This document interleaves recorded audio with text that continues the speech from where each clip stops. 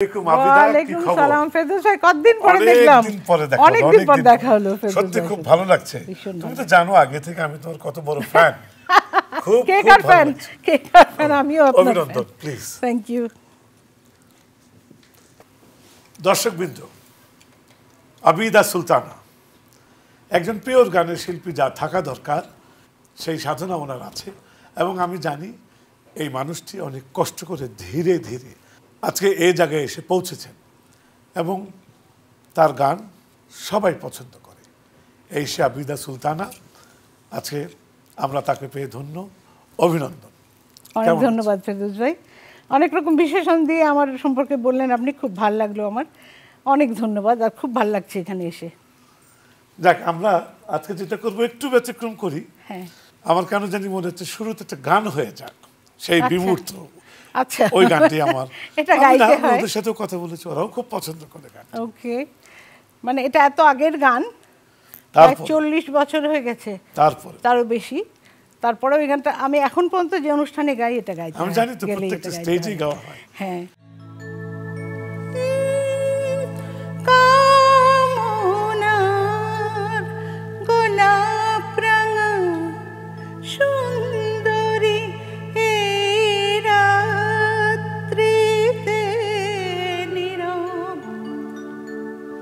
মনের বর্ষা আনে শ্রাবণ ভাদর, সেই বর্ষায় ঝড়ো ঝরে নিঃশ্বাসেরই ছোঁয়া, আছে ভালোবাসা আদর,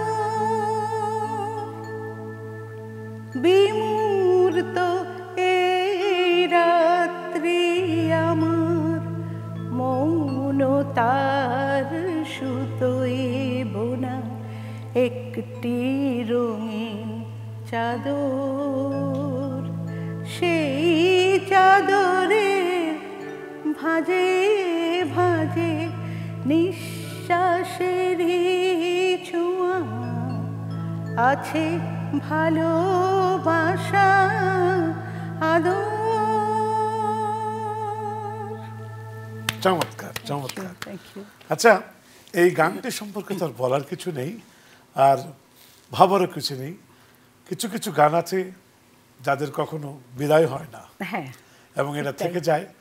আজ প্রায় 40টি বছর তো হবেই, এই গান এখনো জীবন্ত হয়ে ফুটে আছে।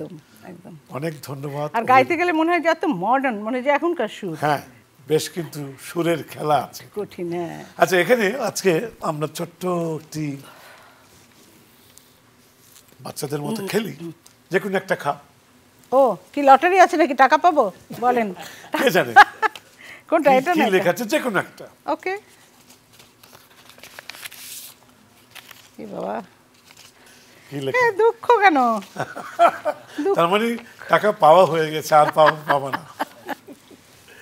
আচ্ছা, এনিওয়ে, যেটা হয় মানুষের এই ছোট্ট সঙ্গীত জীবনে সুখ শান্তি নিয়েই তো, সঙ্গীত জীবনের কোনো যদি না পাওয়া বা দুঃখ বা কষ্ট থেকে থাকে, আমরা যদি শুনতে চাই। দুঃখ, আমি কিন্তু খুব সুখী মানুষ বেসিক্যালি, আমার জীবনে দুঃখ খুব কম। গান নিয়ে কান্নাকাটির একটা ব্যাপার আছে, সেটা বলি। যে হেনা কবির আপাকে মনে আছে? হেনা কবির, ওনার বাসায় তো প্রায় জলসা হতো। তো একবার আমরা গেছি অনেক রাত, প্রায় 3টা। তখন ওস্তাদ ফতে আলী খান সাহেব আসলেন গান গাইবেন। আমি, সুবিদ্যা, ফাতেমা জোহরা আপা, আমার বড় রফিক, সবাই আমরা পিছনে তো অনেক মানুষ, আমরা মাটিতে বসা। উনি ছোট্ট একটা স্টেজ এখানে গাইছেন, কব আওগে। ওনার ভাই তার কিছুদিন আগে মারা গেছে, উনি গাইছেন আর কাঁদছেন। একটু পরে দেখা গেল যে আমি কাঁদছি, ফাতেমা আপা কাঁদছে, সুবিদ্যা কাঁদছে, মানে সবার চোখে পানি। কি সুন্দর একটা পরিবেশ, আর উনি গাইছেন এত সুন্দর, মানে ওনার গান সুন্দর বলার মানে হয় না, একটা পরিবেশ তৈরি হয়ে গেল। এই যে কান্নাকাটির একটা ব্যাপার, এটা কিন্তু সুখ দেয় আমাকে অনেক। এটা চিন্তা করি যে এত সুন্দর, ওনার গানটা আমি ক্যাসেটেও শুনেছি, কিন্তু এত সুন্দর না, চমৎকার একটা পরিবেশ। যিনি বাজাচ্ছে উনিও কাঁদছে, দুঃখ না পেয়েও দুঃখ, এবং আজ অবধি এই স্মৃতিটুকু মনে আছে। অসম্ভব সুন্দর। তার মানে ওই দুঃখটা নিশ্চয়ই এমন কোনো ছোঁয়ায় গেঁথে আছে জীবনে, যেটি অনেক সুখের ছোঁয়া। আচ্ছা, আমি সরাসরি একটা প্রশ্নে যাই। এই যে ভাইরাল ভাইরাল গানের ভাইরাল, এটি নিয়ে তোমার মন্তব্য কি? বলছে অমুক গান ভাইরাল হয়ে গেল, এটা হয়ে গেল, এটা হয়ে গেল, তোমার কি অনুভূতিটা কি? ভাইরালটা কেন আসলে? No no no, I don't care about viral. এটা দিয়ে গানের জাজমেন্ট হয় না। ভালো গান ভালো গানই, সব ভালো গান ভাইরাল হয় না তো।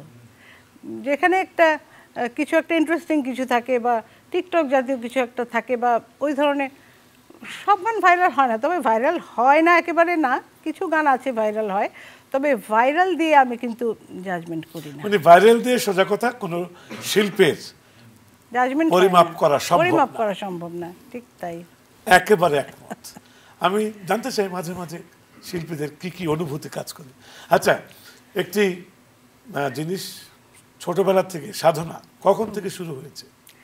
আমি তো সাধনার আগেই আমি মঞ্চে উঠে গেছি 6 বছর বয়সে। টেবিলের উপর দাঁড় করে দেওয়া হলো আমাকে, সেটা মুন্সিগঞ্জে। আমি প্রথমে একটা কবিতা আবৃত্তি করলাম, ওই যেটা বাচ্চারা করে, কাঠবিড়ালি কাঠবিড়ালি। তারপরে একটা গান গেলাম, কি গানটা ওটা আমার মনে নেই, তবে তারপরে একটা গান করেছিলাম আমি। তো এটা আমার শুরু। তারপরে তো ওস্তাদজির কাছে। ওস্তাদজির কাছে কখন থেকে? ওস্তাদজির কাছে আমি যখন স্কুলে ক্লাস 7-8-এ পড়ি তখন থেকে এই শুরু হলো। আমি ওস্তাদ ফুল মোহাম্মদ সাহেব, ওস্তাদ আখতার সাদমানি, তারপরে ওস্তাদ বারিদ মজুমদার, ওনাদের সবার কাছে আমি ক্লাসিক্যাল শিখেছি। আর নজরুল সঙ্গীত শিখেছি ফিরোজা বেগম, তারপরে লুৎফর রহমান সাহেব, তারপরে সোহরাব হোসেন সাহেব, সুধীন কাকা, সবার কাছেই শিখেছি। ক্লাসিক্যাল না শিখে শুধু তখন না, কোনো সময় সঙ্গীতের পূর্ণাঙ্গ জ্ঞান অর্জন করা সম্ভব না? সম্ভব। এটা কেউ বুঝুক আর না বুঝুক, হয়তো এই যুগে এটার প্রয়োজনটা ভিন্নভাবে ঘুরে যেতে পারে, কিন্তু ক্লাসিক্যালের শিক্ষা কোনোদিন অস্বীকার করার উপায় তো নেই। যে করবে সে একটি বোকা।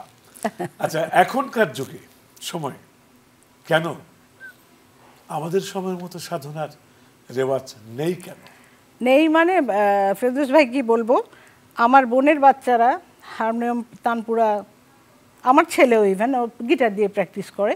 এখনকার সিস্টেম এইটা, যখনকার যেই সিস্টেম। আর যারা ক্লাসিক্যাল গায়, এখন তো ক্লাসিক্যাল সিঙ্গারও আসছে না, ক্লাসিক্যালের গায়ক গায়িকাও আসছে না, যারা মানে পিওর বাংলা গান করে, ওরা কিছু আছে, কিছু ভালো ভালো ছেলে মেয়ে এসছে, কিন্তু ক্লাসিক্যালের ব্যাপারে সবাই ইন্টারেস্টেড কিনা আমার আইডিয়া নেই। তবে আমি আমার ঘরেই দেখি যে আমার ছেলে গিটার দিয়ে প্র্যাকটিস করে, আমার বোনের মেয়েরা। প্রয়োজন অবশ্যই, তো তাই তো জানতাম।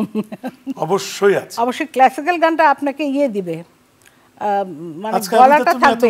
ঠিক আছে, কিভাবে? এক্স্যাক্টলি, ওটাই বলতে চাচ্ছি, সেটাই। আর এখন যারা করছে তারা জনপ্রিয়তা পায়, তারা আজ 40 বছর পরে কোথায় দাঁড়িয়ে সেটা দেখার বিষয়। হ্যাঁ, আমি এমন শিল্পীও চিনি, নামটা বলছি না এখন, যার হঠাৎ জনপ্রিয়তার শীর্ষের সিঁড়ি কোঠায় পৌঁছে তার মনে হলো তার একটু ক্লাসিক্যাল শেখা দরকার। আচ্ছা, এবং সে গোপনে টিচার রেখে শেখা শুরু করলো। খুব ভালো। এটা তো আমার জানা, আমার দেখা, এবং যার কারণে তার কণ্ঠে কিন্তু ক্লাসিক্যাল বেসে চলে এসছে, কিন্তু সে গোপনে শিখেছে। ক্লাসিক্যাল শিখলে ফেরদৌস ভাই যে কোনো গান গাওয়া যায়। অবশ্যই অবশ্যই, সুরের দখলটাই তো চলে আসে। এই যে 7টা সুরের যে বিন্যাস, 13টি যে ধাক্কা খায়, এই বিন্যাসটা আসবে কোত্থেকে যদি কেউ ক্লাসিক্যাল প্র্যাকটিস না করে? তাই না? একটা ফার্নিচার যদি আমি নামুছি, 1 মাস পরে ধুলো পড়ে যাবে না? সেম কথা, ক্লাসিক্যালের সুফল তুমি তোমার দৃষ্টিকোণ থেকে পেতে শুরু করেছো কবে থেকে? আমি যখন গাইতে শুরু করলাম, মানে প্রফেশনালি গাইতে শুরু করলাম, ফিল্মে বা মঞ্চে বা টেলিভিশনে, রেডিওতে, তখনই বিভিন্ন রকম গান গাইতে হয়। তো ফিল্মে তো বিভিন্ন রকম এক্সপ্রেশন, বিভিন্ন রকম কারুকাজ গলায় প্রয়োজন, সেগুলো আমি অবলীলায় করতে পারছি, কারণ আমার ক্লাসিক্যাল বেসটা ছিল।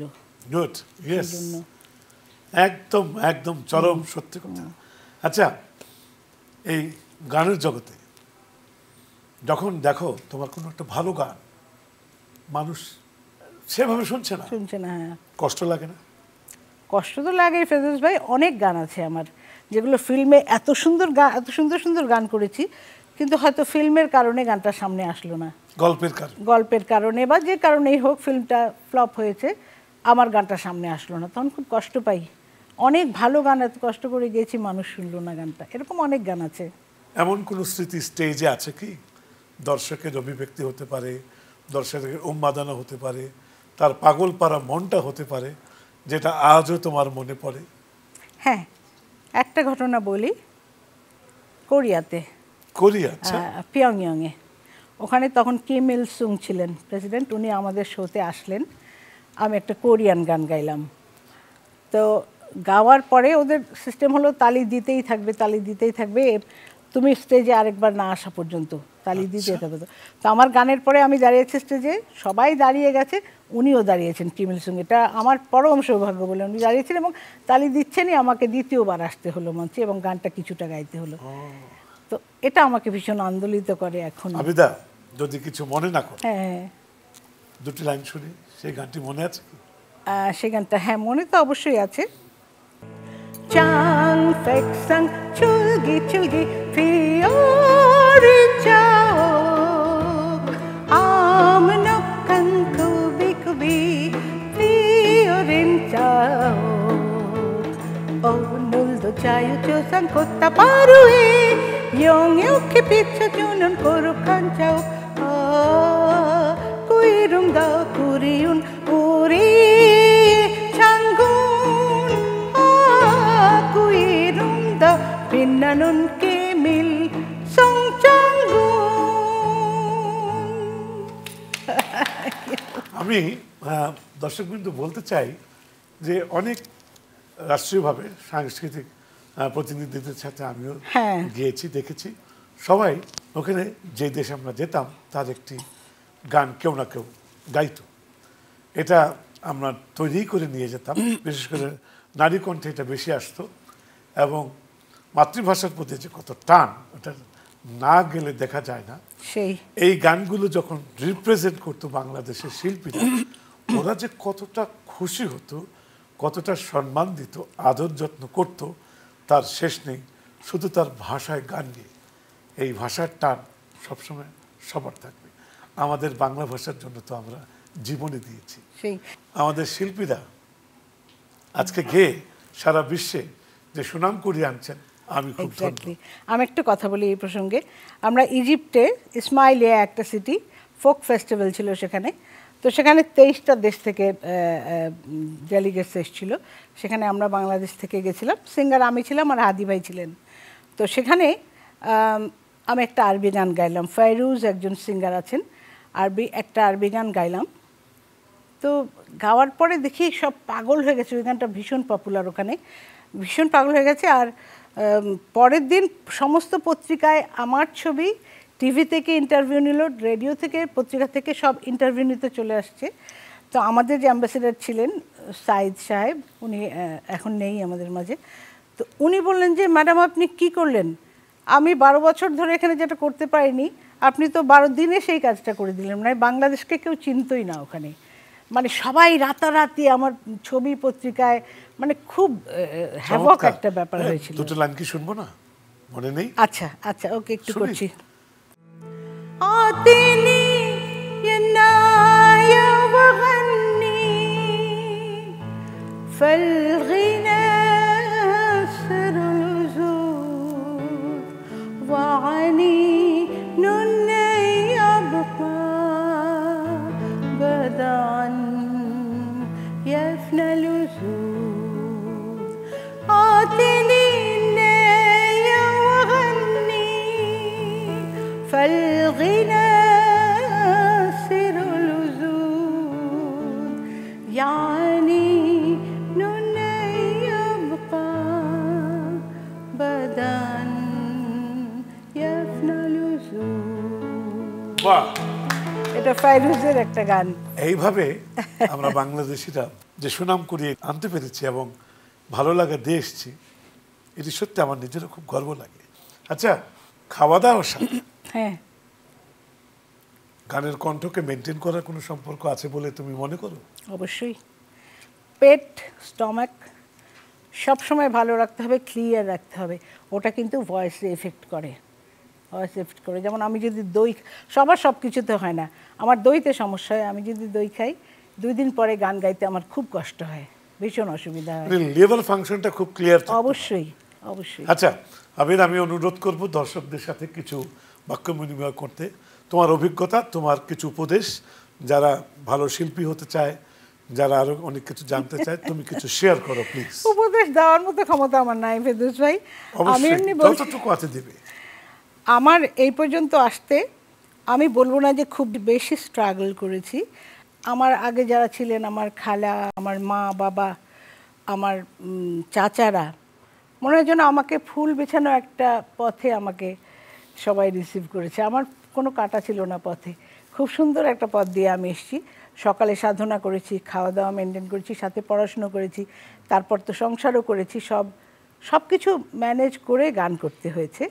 তো এখন যারা গান করছে, এত সুন্দর সুন্দর গলা এসছে, এত সুন্দর সুন্দর কম্পোজিশন হচ্ছে, তো তোমরা একটু বাবা মেনটেন করো।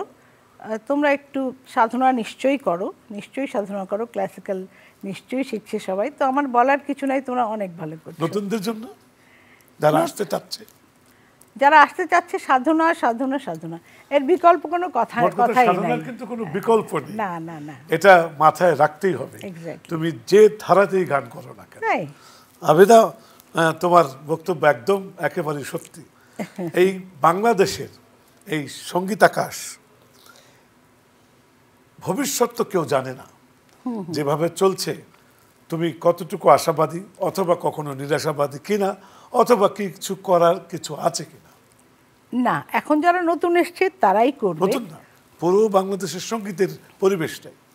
হ্যাঁ, এখন তো প্রযুক্তি নির্ভর, গানেরও সব কিছুই গানেরও প্রযুক্তি নির্ভর। আমি বলবো যে গান রেকর্ডিংয়ের ব্যাপারে এখন হয় কি, সবগুলো কণ্ঠ আমার কাছে একই রকম লাগে, যেহেতু প্রযুক্তি নির্ভর, মানে সমস্ত একই মেশিন ইউজ করছে গানের মধ্যে। তো সেটা না করে শুধু শুধু গাই।